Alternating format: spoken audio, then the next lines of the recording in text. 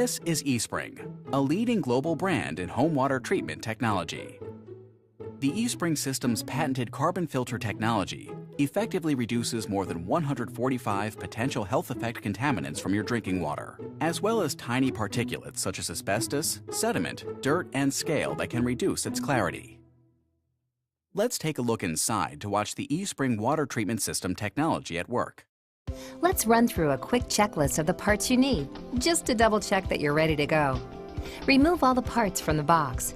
You should have an eSpring system, power adapter, diverter valve, and on top of the valve, a plastic fastening ring and a metal connector.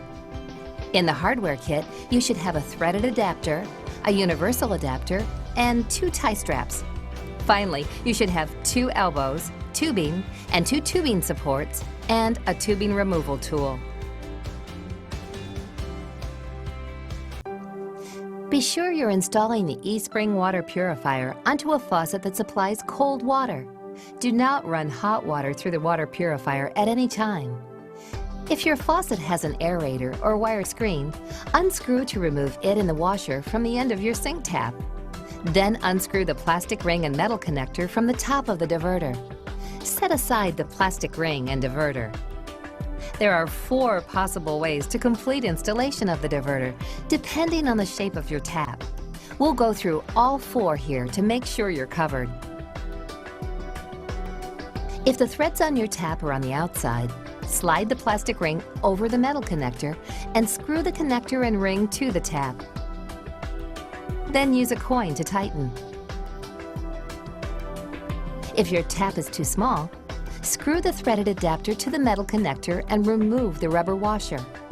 Slide the plastic ring over the metal connector and screw the connector and ring to the tap. Then use a coin to tighten. If the threads are on the inside, screw the threaded adapter to the metal connector. Slide the plastic ring over the metal connector and screw the connector and ring to the tap. Then use a coin to tighten. If your tap doesn't have threads, then you'll need to install the universal adapter. Unthread the 4 screws until the ends meet the inner edge of the universal adapter. Turn the textured adapter collar 2 complete rotations clockwise so the collar fits loosely on the adapter.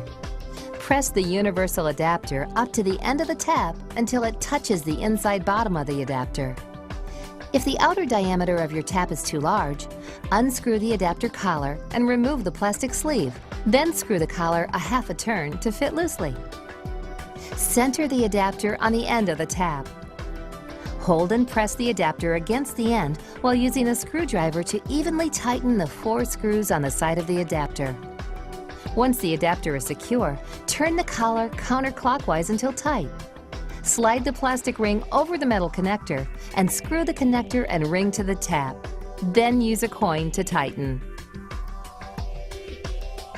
Regardless of which adapter you used, press the diverter up to the tap and screw the plastic ring onto the diverter. The next step is to attach tubes to the diverter. To do this, unscrew the textured nuts from the diverter. With the threads inside the nuts facing away from the tube, push the large nut onto the large tube and the small nut onto the small tube. Simple, right? Firmly push the large tube onto the large or inside barb and the small tube onto the small or outside barb.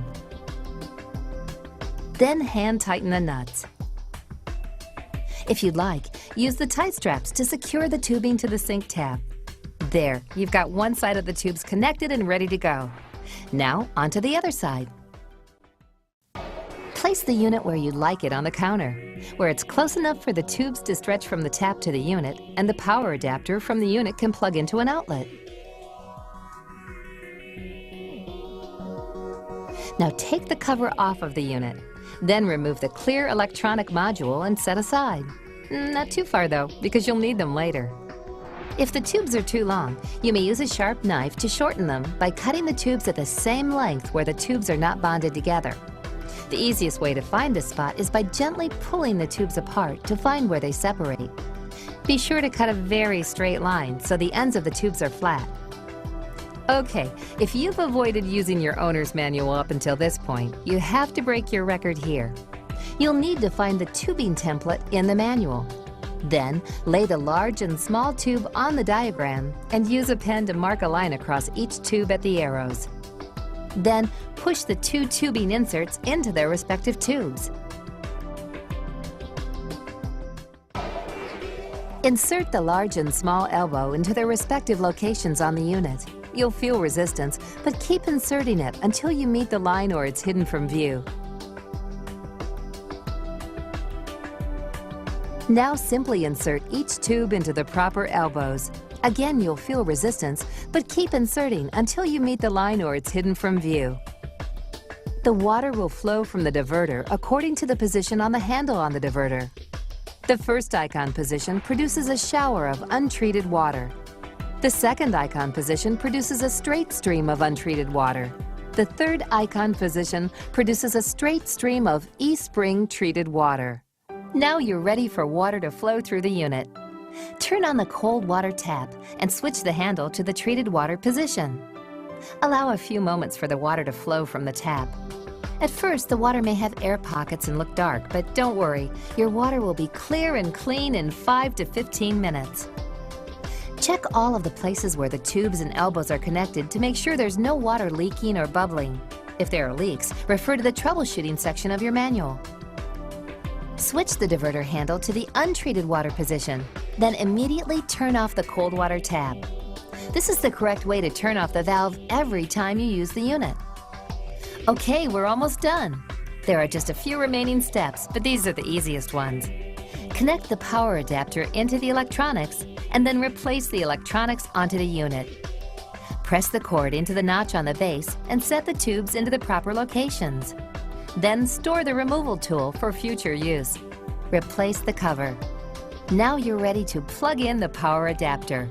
Remember, this unit is required to be plugged in continuously. Wait for the monitor to beep. This may take up to 30 seconds. Turn on the cold water tap and switch the handle to the treated water position. Make sure the cup on the display is blue. Water will flow from the tap into the eSpring water purifier, then into your glass. The eSpring water purifier is going to take care of you, but it needs some of your attention too. Always monitor the UV carbon cartridge life. The unit will signal you when it's time to order a new cartridge, and then again when it's time to replace it. The last bar will start flashing and beep once when treated water flows, letting you know that you have less than 10% of cartridge life remaining. This should leave you plenty of time to order a new cartridge. When it's time to replace the cartridge, the Replace Cartridge text will appear in red. The cartridge light will be flashing, and when treated water flows, the unit will beep continuously. Every 2 years, you'll need to replace your diverter and tubing. But don't worry, that won't be for quite a while. So for now, just enjoy drinking plenty of eSpring water. Congratulations, you did it! eSpring will now deliver clean water to your home that will help you and your family get the most out of life. Now reward yourself for a job well done. You deserve a glass right now.